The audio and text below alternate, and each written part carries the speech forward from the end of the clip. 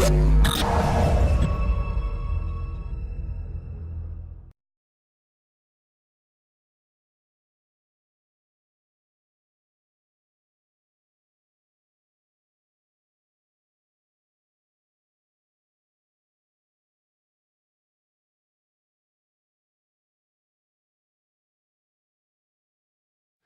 guys, it's Tony Robbins. Listen, I've got a video here for you today that I think you'll really enjoy. I am, for the last, I guess, 9 months or so since the economy took its giant collapse all over the world in different areas financially, I've been meeting people that are trying to figure out what to do financially. And I've brought so many people in business who are trying to figure out what to do. Their customers are responding in a different way. They're hanging on to their money and they're concerned. And so I thought, you know, the traditional approaches to business are not making a difference. What I'm best at is modeling. You know, I've always, when I wanted to figure something out, I go to people that are the best in that area and figure out what they're doing and teach myself how to do that and then teach others to do the same once I've proven it's worked with myself. I said, I want to find the best of the best, and I've been really fortunate over the last, as I say, probably 7, 8, 9 months to have spent some time interviewing and getting to know and becoming good friends with many of the top people in the internet marketing. I mean, people that they're not the likely people you normally look at. I look at them as the new money masters. You know, they're guys that, you know, they didn't have the traditional education, and ladies that didn't, but they found a way to add value.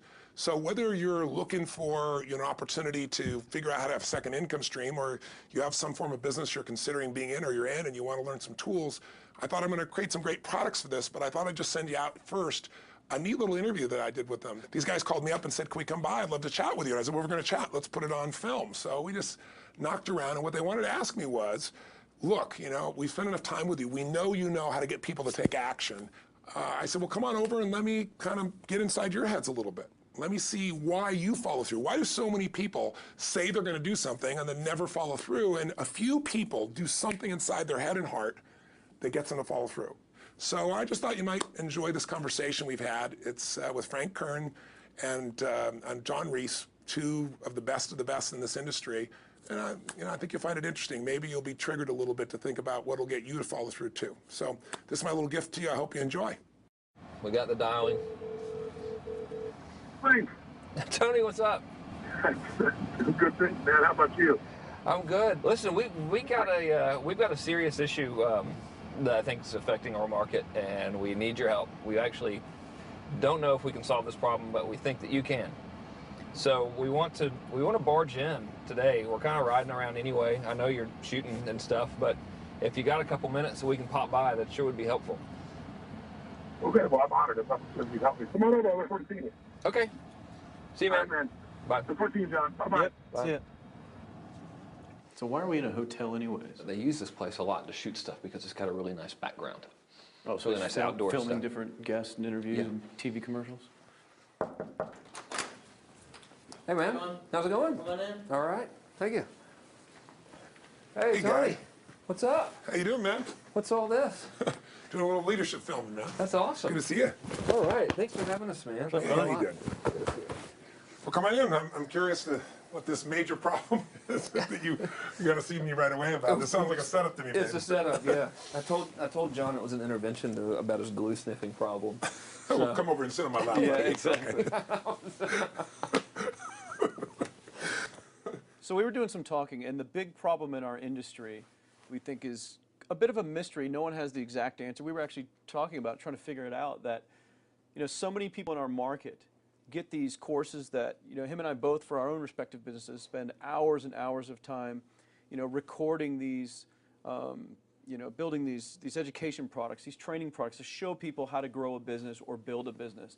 But there's this large segment of our customers in our market that we're in that really don't get results. They don't do anything, or they're just, you know, for whatever reason, it's not for them. It's just, you know, we were just talking about how great it would be if there were just, you know, so many more success stories, right? Like, If everyone who actually bought stuff, not necessarily just our stuff, but all of the stuff within our community, if the people who bought it, if everyone who bought it just actually used it, you know, and just followed the directions and followed through, how amazing that would be, like what we would accomplish as a community as a whole if that happened. So our challenge is, what needs to happen, what kind of shifts need to happen to get people to follow through, to get people to actually use the products?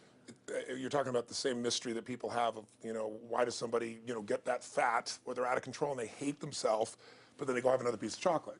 Or, why does the person the doctors just told them they have cancer, lung cancer, and they say, you've got to stop smoking, and some studies show 70% of people keep on smoking. So you're not talking about a minor issue here, right? It's part of life. But there is an answer, because there are people that do follow through, and there are people that never did before, and then they've never followed through in their life, and now finally they break through. And that's what I try to focus on, is what those people do. Yeah. In my case, in the business world, I look at people like you, people like Dan Kennedy. Yep. What do these guys do? Okay, I'm just going to do that to the best of my ability. And sure, it's like, well, oh no, I can't write copy as well as Dan Kennedy, or I don't have as much energy and drive as Tony Robbins. Well, but you didn't start. So what? You didn't start out I've got as much Frank as I Kerr. got. You didn't start out Yeah. who you are. You started out trying to make how much? Come on. $300. Yeah. A week. A week. $300 right? a week. Yeah. And you failed at that in the beginning, didn't you? I failed pretty miserably. Yes. But it was effortless to fail. It's just like natural. Yeah. But truthfully, you went from $300 to, I remember you said your first time you believed, if I remember, was when you made like $2,500 in like It 4 or was 5 days when I was on vacation. While you're on vacation. That was when the true internet marketing dream was realized, Right. because I sold a downloadable product and I wasn't even there. I didn't have to ship anything. I was like, oh my God, this was so great, $2,500. And to me, that was just a gazillion, because my rent, I think, was like $400 or something.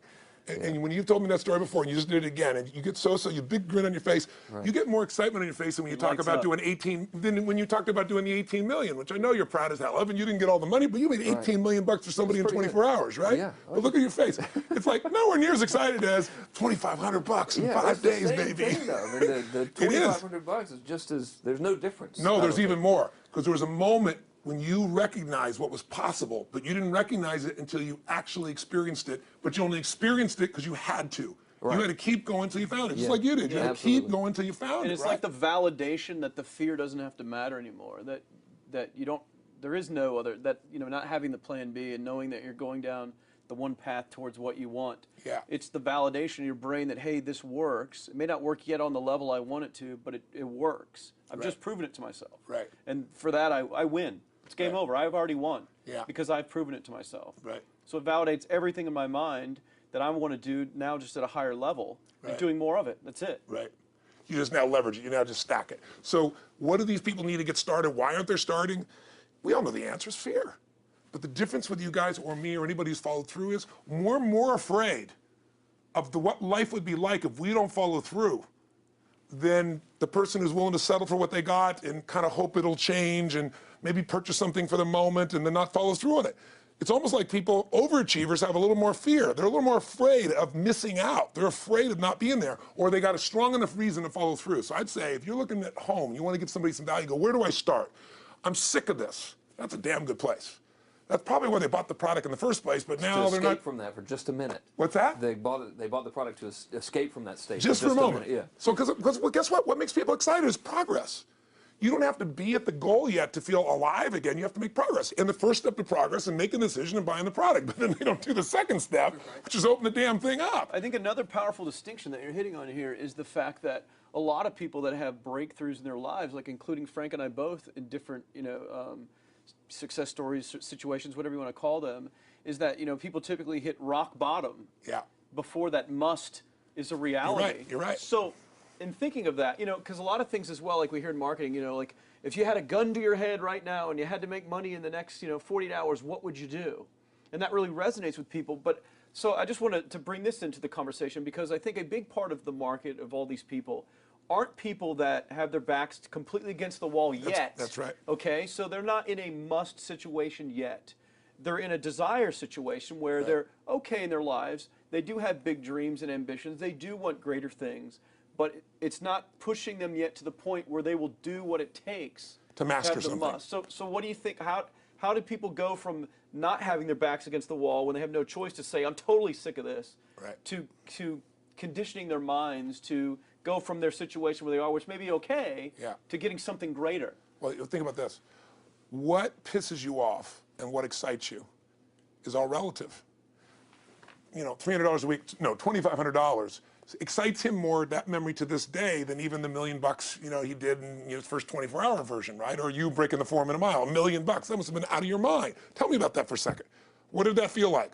You make $1 million in 24 hours. Nobody in history of the internet's done it. Euphoria. Yeah. It's unbelievable. What was your? It wasn't even about the money. That's exactly right. That's exactly right. It wasn't really about the money. No, it wasn't. I wasn't thinking like, oh, that's how many cars I can buy. Or, No. it just wasn't. It was just breaking through like another like barrier of progress. So at that point, it wasn't about your back to your wall. At that point, what it was really about... It was a further point for my fear, is what it really was. Further point for your fear, and for some people, and I think in some cases, it's also a recognition of who I am and what I'm capable of. So for somebody whose life is already great, this is about, what if I could take on another skill that could create more freedom for my life? And just saying, I'm not going to go out and try and do it all perfectly right now. What I'm going to do for the next 8 weeks, I'm going to create a little ritual. I'm going to do one thing a day to condition my mind, right, so that I get strong, so I follow through. I'm going to read something. I'm going to listen to something. I'm going to immerse myself. I'm going to go for an intense jog, or I'm going to go lift weights, but I'm going to do it consciously to get in a state where I'm going to follow through. That's number one, because people follow through when they're in state. Second, I'm going to get clear about why this is a must for me. It's not because my back's against the wall, but because I want to master an area of life that could create some freedom. I'm not going to master it overnight, but I got the system, I got the plan. I'm going to do one thing a day. I'm going to work on one subject a week. This week's going to be about figuring out what the right product or industry is. Next week's going to be basics of building traffic. And each week I'm going to make a little progress, and I'm going to get to a goal, whatever that is. I'm going to make $1,000, my $300 in a week. I'm going to get to my $2,500. That first $2,500 is the most excited. Unbelievable. The first $300. I remember it's the most life-changing too. It is the most life-changing. I remember I was supposed to be a truck driver, making $24,000 a year because I'd be making the most anybody in my family had ever made. How'd that work out for you? Yeah, real well. Thank God I'm not driving a truck, right? I think you could pull the truck. I figured out I could pull it with my finger, man. I could do it with my teeth. I could pull it with my teeth, right? 36 grand a year was the goal. If I could make 3 grand in a month. When I did that, was out of my mind. And then it was like, could I make 10 grand a month? Then it was 10 grand in a day, then 100 grand a day. Then could I make $1 million in a day? I had a day where I made $400 million in a day. The stock value of the company I took public, my personal stock. But it was probably after I did it, though, so it doesn't really count. I'm just joking with it. You're right. People don't remember who's first, Tony. 400 million, a million, yeah, it's all who cares? the Who same. cares? No, I'm not saying that's to brag. amazing, though. I'm not saying to brag. Of It's course. because they told me when I was on stage, I had this audience of about 15,000 people at the Continental Center. It was during a stretch break. I was doing what I loved, rocking the house. Everybody's going crazy. And they go, the stock's worth $400 million right now. I was like, wow, that's cool. It's like, okay, that's, I don't want to sound stupid. It's like, what's next? And I went right back to what I loved. Once you break through, then it just becomes a game. The people that are getting your products have not yet broken through in most cases. The breakthrough happens by conditioning your mind every day, by feeding it a role model or story. It's putting yourself in a peak state where you follow through by getting physically strong. It's creating a little ritual of doing a little bit each day, and then you get momentum. But the most important thing of all is what we started out with. Why? Absolutely. Why is it a must for you? It doesn't have to be you're against the wall, but it has to be something you're hungry for, because the only difference in people is hunger. And if you're not hungry, get around people that are hungry and something will hit you. You watch a conversation, you get around people that are doing better, and all of a sudden you start going, my life sucks. I remember I went to a guy in LA. He's one of the most multi-billionaire guy, I'll never forget. And I lived in the Del Mar Castle, and I was really proud. That was like the symbol of me having taken myself from being poor to providing for my family this great place. It's built from castles in Europe overlooking the ocean, not far from you. And I went to this guy's house. He's a billionaire. He took me down to his wine cellar. I don't even drink wine. Went through this whole thing. At the end of the night, I was depressed. I lived in the Del Mar tenement, as far as I was concerned. I really was. I was like, I live in a crappy place, and all my standards changed. All of a sudden, I wasn't willing to settle for living that. All of a sudden, my back was to the wall in a different way, because as a man, I knew I was capable of more. So people can change their standard by getting around where it's better. People can change their standard by getting associated with what's true, like the bills they got to solve, the problems they got to do it. Or they can do it because they're excited, because it's something new they want to take on. Everyone's different, but they got to find the why, and they got to come up with some daily rituals to get them going, and just do a step at a time. That's where you get momentum. Awesome. That is awesome. So, think about what's the holy grail between somebody taking action or not. It's one word: certainty. When somebody is absolutely certain, the common word is believe, right? But you can believe at a general level, or you can believe what's certain. When you're absolutely certain that if I do this, it's going to get that result, and that result's going to change my life, you'll do it. When you think it absolutely is not going to work, you're never going to do it. The middle no man's land of maybe it'll work, maybe it won't, that's the piece that kills people, right? So if it's a must for you, you got to make it work, right? In our case, right? That's an example. If it's not a must for you and you're not sure, you don't know what to do. So years ago, I'd look around and say, okay, how do people get themselves to follow through that haven't been following through? What's the difference? And I started interviewing hundreds of people, literally, and eventually thousands, because I had thousands of my events. So I'd ask the group to give me their feedback. And I came up with this model. It's like the holy grail of belief, or the holy grail of momentum. It's like the difference between what makes the rich get richer and the poor get poor, right? And the difference we all know is mindset, but like, how's that built? So this is what I did. I created stupid little 4 little boxes, and I'll scribble it here for you. You think about the first thing that determines whether you can do something or not, and I put that in this first box at the top here on the left side, and it's potential. Like, what's the potential of a human being? Like, when you guys started, you proved something no one had done in history. You ran the 4-minute mile, right? For golly knows how many centuries, they're trying to run a 4-minute mile. Roger Bannister does it. How did he do it? Do you remember? You did it in this industry, right? You made $1 million in a day. No one had ever done that in history, right? After you did it, a bunch of other guys are doing it because it became possible. Roger Bannister didn't just go physically practice. He made a shift in his head. He practiced in his head because he could never achieve it physically, so he had to change in his head first so that the result became certain enough he believed it, and then his body got him through. After Roger Bannister ran that 4-minute mile, within 2 years, 37 people ran a 4-minute mile. Wow. When no one in history had ever done it. Now here's how it works. The potential for anybody getting your product is extraordinary. They could do what you've done as much, more or less. They can do whatever they want to do. The potential's there. The market's proven that.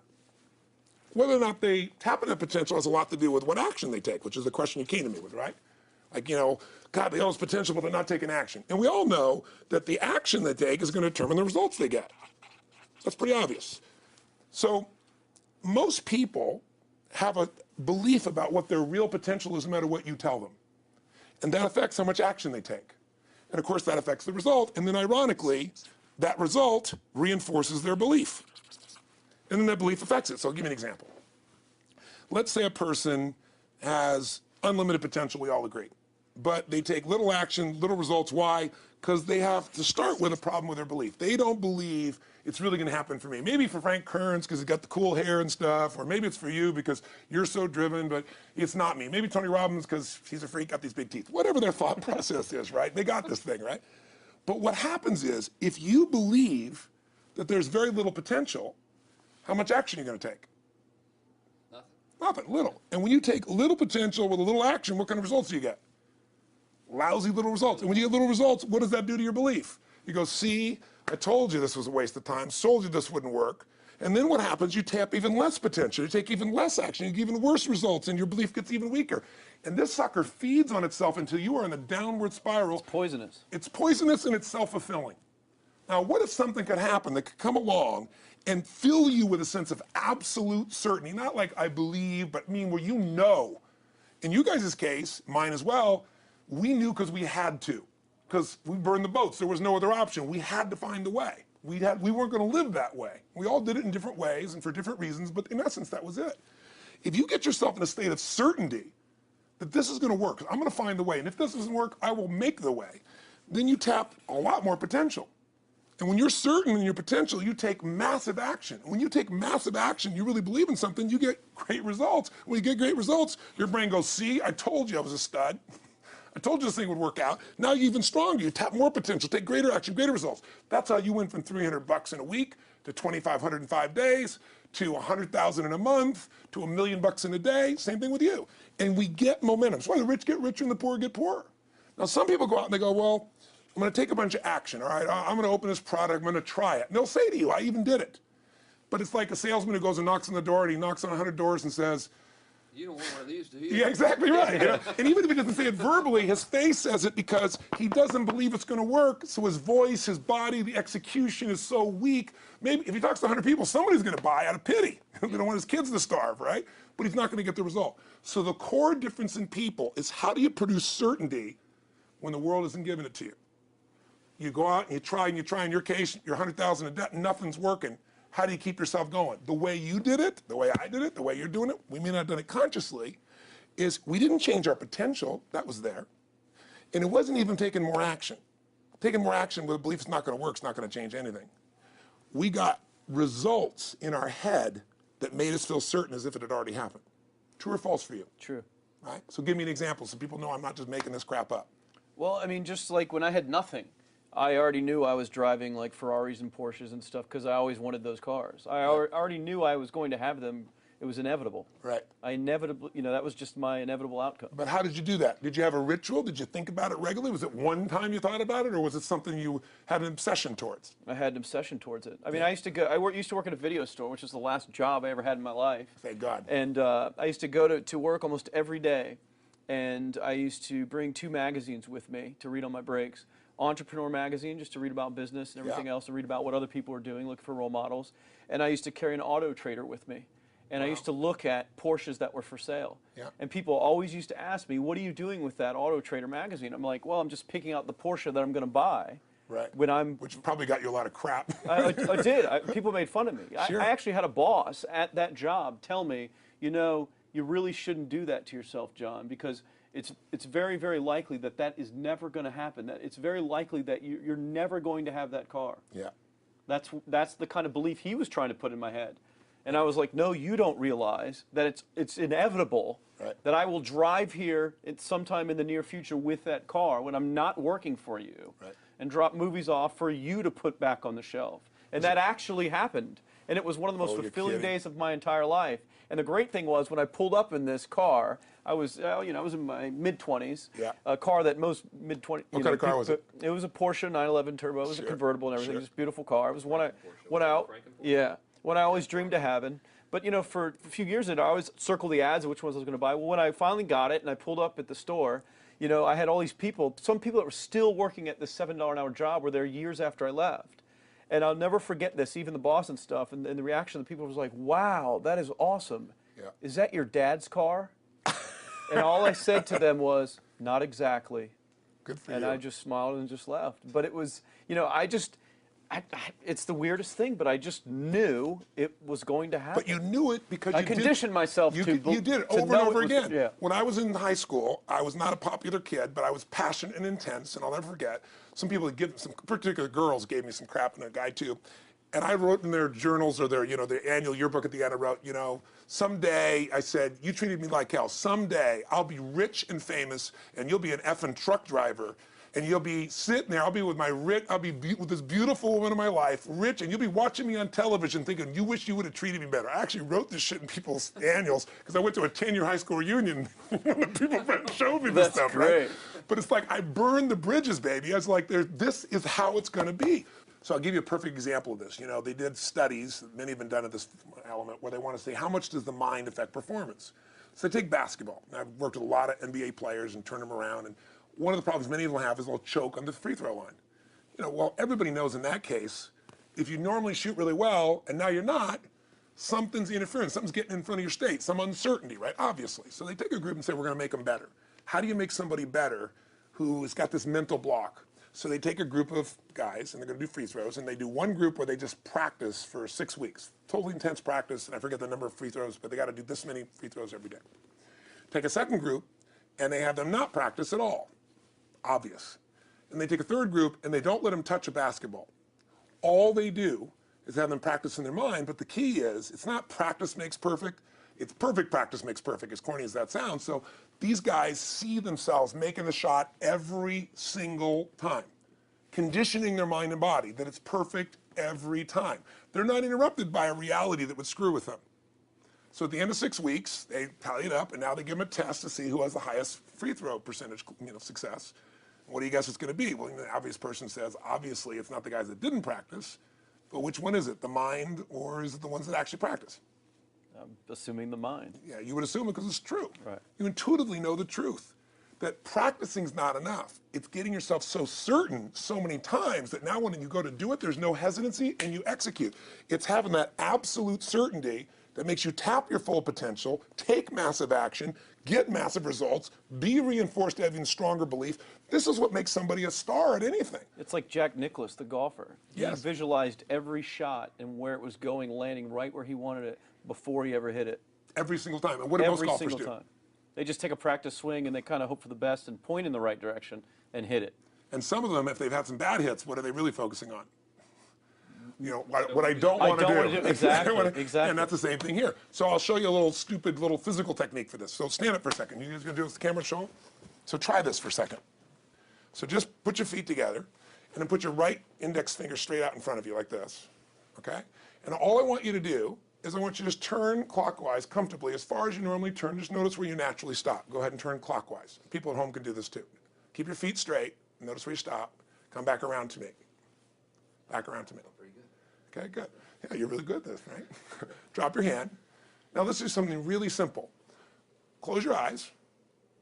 And you don't even have to visualize, just feel. I want you to imagine your finger coming back up again. And this time, see and feel it coming up. Don't actually make it happen, but feel like it's happening. Imagine in your mind that you're actually doing it. You're seeing it, you're feeling it. And then make it like a game where you turn twice as far this time. Like you're a little kid, you know, somebody measures you and you go, I'm taller, come on, measure me this week. And that desire to do a little further. And then in your mind, do it again. Your feet are straight together, and in your mind, feel your finger coming up, see it coming up, and imagine going 3 times as far this time. And then one more time, bring your finger up, and you're like an owl. Your feet are straight, and you turn all the way around, and it comes all the way around to the front. See it and feel it and enjoy it each time like it's a game, like you can't wait to go further. And you know you do, every time. And then when you can feel that, and it feels good, then open your eyes, and now put your finger straight in front of you, and turn as far as you can comfortably and see what happens this time. Go. Break my back. Now notice, I don't know if the camera's got it, but you don't even have to ask the camera. You can ask yourselves. Come back around. Did you go further this time, yes or no? A lot further. A lot further. 50% further. 50% Yeah, further. How much further for you? About the same. Yeah. The average person will go 25% further. Now here's the question. We're superior. We're superior pointer. There you go. So You know, superior right finger pointer. Thank God. So, did you have the potential to turn as far as you did the second time, the first time? Yes. Why didn't you? I didn't believe it, I guess. We have beliefs about stuff we don't even know we have beliefs. You have an unconscious belief about how far you can turn comfortably. The first time I did it, when I pointed straight back, Yeah. I thought that probably shouldn't even go that far, like it was going to hurt me, or that I wasn't capable of going any farther. It's like, And how much further did you go this time? And the camera knows pointed over there, That's about over exactly there. right. Now here's the difference. The potential was there the first time, and you took action, and you got a result. But it was 50% less than what you did later on, and the only difference is they changed your belief. How did I change your belief? We didn't work harder on your potential. We didn't take more action. I got you to see the result in advance. I got you to see it vividly 2 or 3 times, that's all. Of going further, and then your brain went, oh, I know what to do. Boom, it went there. Isn't that what you did by looking at your cars every single day and envisioning it? I mean, isn't that what you did when you created whatever the vision was? It was $300, $2,500, $1 million in a day? Yeah, that's what's missing for these people. They're not getting that execution is everything, but it doesn't happen if you don't get the psychology set of a state of total certainty. And you just change that 50% in 3 minutes worth of visualization. And visualization is only one technique. Because I was like losing my balance with my eyes closed, because I was kind of like lopsided. So I got one good visualization in. The rest of the time I was like, I sure hope I don't fall down on camera with my eyes closed. It's going to look really dumb. I'm gonna have to do it. So you don't even have to be good at visualization. You can still get the improvement. So I want you to get, you ask the question, what is that difference in people? This changes people's certainty. People are uncertain they're going to succeed. They want it, but they're afraid. The best way to deal with a fear is get a big enough reason that makes you have to succeed, or condition yourself where you see it and feel it so often that you're certain that you just do it. That's all it really takes. That's awesome. You know, this worked. I was thinking this while you were talking about going to the Sit down so we can hear, hear this, and we'll go. You were talking about working in the video store and looking at the Porsches and stuff. I used to drive around in my car, doing the cold calling with the credit card machines. And one way that I would avoid cold calling, the pain of like cold calling and knocking on doors and everything, would be to listen to your stuff and listen to Jim Rohn's stuff. And I would just drive around, no particular destination, just to listen to it. And strangely, I still like to drive around. I prefer to listen to that stuff in the car for some reason. It's because it's where you got imprinted. I guess. I mean, it's like, well, I'll just drive up and down the coast and check out the ocean. Yeah. So I would drive around, and I would envision myself holding those types of seminars and teaching people that kind of stuff. And 3 weeks ago, I was teaching a seminar in San Diego, and I was talking about beliefs and envisioning things, and I had to stop. And I shared with the audience, I was like, you're not going to believe this, but I actually used to envision this very moment of me talking to you right now. So it really, really works. Definitely works. Makes a difference, I'd say. I'll tell you what, I worked with Andre Agassi in 1993, I think it was. He'd been #1. He dropped to 32nd in the world. And he was literally ready to quit with no exaggeration. His father was managing him, and he was so angry with his life. And he went through some, I think, wrist surgery at the time, and he's working on his swing. And he was dating Brooke Shields at that point. They weren't married, not his current marriage, obviously. And so she said, you got to come see Tony. She goes, I don't need motivation. He goes, he's not motivation, man. He's strategy. He'll show you how to make that shift in your head. So he comes. I work with a guy. In the beginning, he's saying, do your magic stuff. Like, oh, yeah, great, thank you. And I said, tell me, if you ever hit a tennis ball perfectly, and I'm trying to get him in the zone to remember that time, like you visioned, where he was perfect at it. He goes, of course I have. And I get him vision over and over again. And finally, he's in the zone. He's feeling that again, right? He's seeing it, and he's feeling certain, and the swing is going perfect. And I said, how's that feel? He goes, it feels perfect. I said, but are you thinking about the swing? You're not thinking about the swing. You're not thinking about how to do it. You're just seeing the result you want so vividly that it's there. So all I did was train him how to go in that state over and over again. He won the next weekend. The second weekend he came in second. Within 6 months, he was #1 in the world again. And he gave me unbelievable credit. But all it was conditioning the mind. You did it with tape, so did I. We were just talking about this earlier, Pam and I used to go when I was 17 years old down in downtown Los Angeles, this place called Night Education, K-N-I-G-H-T, like at the night. And I'd save up all my money, work as a janitor, and I would get these tapes and listen to these things over and over and over again. I went there for years, and I didn't have enough money, and I leveraged everything I had, but I knew how to train my mind. It's the one thing I knew how to do. This man's name was Mario. I saw him in his 80s. He obviously knows how my life turned out and was very proud of the role he played in that process. He used to tell people the story. This guy's the real thing. He didn't just start out this way. This is how Tony did it. He listened to these tapes. He conditioned himself, right? This is the real stuff. He passed away a few years ago. I'm calling his house, and he passed away, and his daughter was there, and she wanted to share with me that how I touched his life and so forth. But the best thing was, I thought, you know what? I want to get those tapes. I want to get that stuff that conditioned. I want to go back to that moment like you did of, that moment was visualizing, now I'm living it. And she said, he left all this in his will to you. So I have all these tapes now that are from the time when I originally went through, and I'd go to sleep and I had these sleep tapes that conditioned my mind to believe that I could succeed even when I was sleeping, or to build energy in my body. And anybody who wants to succeed has got to know it doesn't just happen. You can buy a product, but you also, with that product, have got to condition yourself. You got to make it a must, and you got to get a ritual. And if you do it, whatever you used to dream about you thought was so huge, you'll just live it. You'll live it like you lived this yesterday, like we're all living the life that we envision. Because we had to, and because we played this game with our head. We got the belief to be real by seeing it enough times and feeling it enough times till our brain believed it, and then it made it happen. Which raised the potential, which made us take more action, which got us better results, which raised our beliefs again. That's right. And then that's why the rich get richer and the poor get poorer. So instead of bitching about it, change it. And this is how you change it. It's like a self-fulfilling prophecy. Completely. It's pretty easy to change. Just that one simple exercise was amazing. I'm still like, holy crap, I wonder what else I can do now. But look what most people do. Most people do the opposite of that, right? They get the product, or they think about doing it, and what do they envision? It not working. That's right. The excuses. So they vision it not working. As soon as they envision it not working, they feel uncertain. As soon as they feel uncertain, how much potential they tap? Little, if anything. And so they send back your product, and they listen to the damn thing, And guess what? What does that do, by the way? They make that as another lousy result in their life. I didn't even follow through on that, and they believe even less. This process is the Holy Grail. It's where the whole game changes, and anybody can do it, and they can do it in a few minutes. And if they do it a few minutes each day, then they get a different life. They do it a few minutes one time, their life changes for the day. We're defined by our rituals.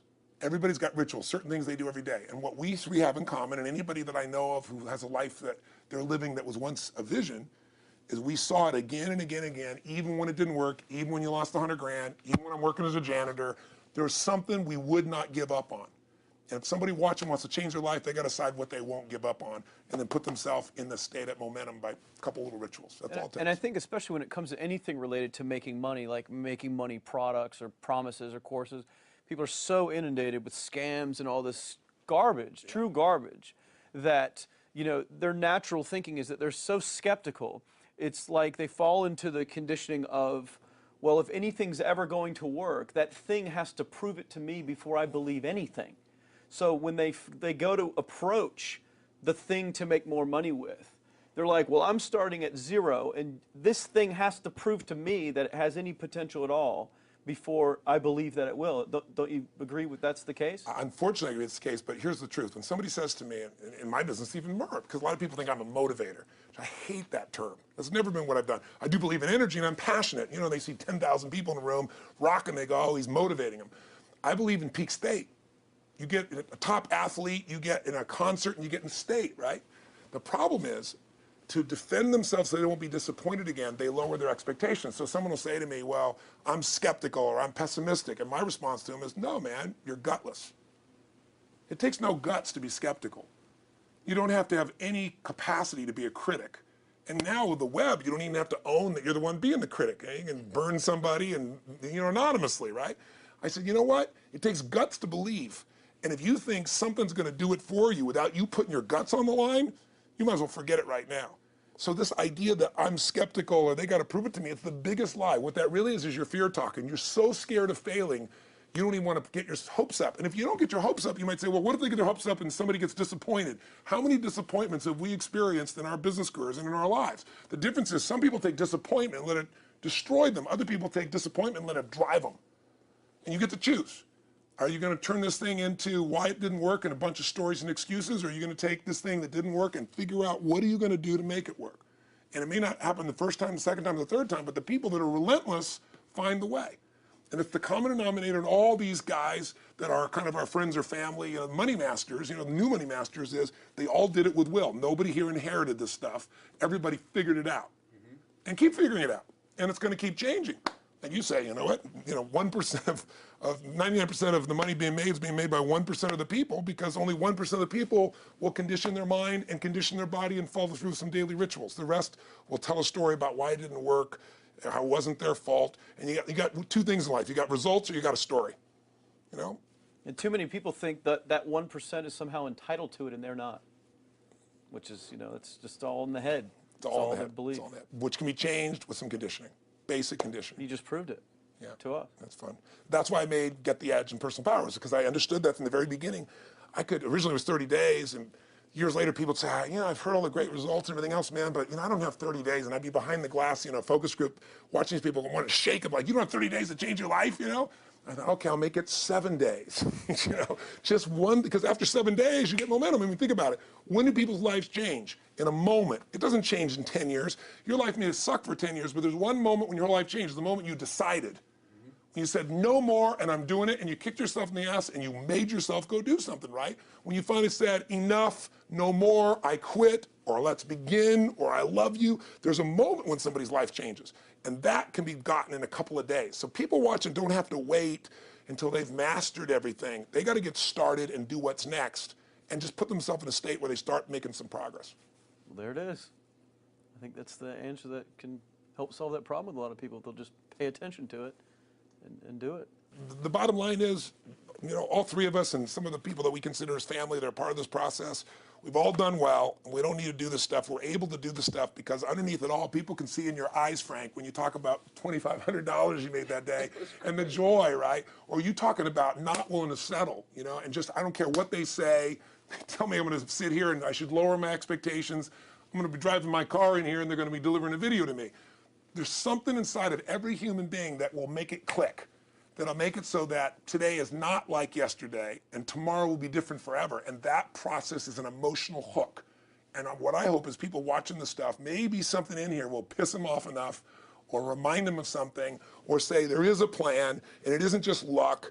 And if I just get my big enough why, and I get a little system for conditioning myself, and if I start to feel overwhelmed, I just do one next step. And I keep learning and keep moving forward, I will get there. And if we accomplish that out of this conversation, then this conversation was kick-ass and fun, not just for us, but it'll be something that we'll be really proud of a long time. Whether that happens or not really has nothing to do with us, but whether or not people take it in as real and do something with it. I hope they will. I think a lot of people will. I think they will. Thanks a lot. I think it was awesome. Thank you. That's been a Interesting blast. Appreciate it. your shoot here. Yeah, go back to the next one. Yeah. Thanks, guys. Thanks. Yeah. Thank you. Appreciate it. Really appreciate it.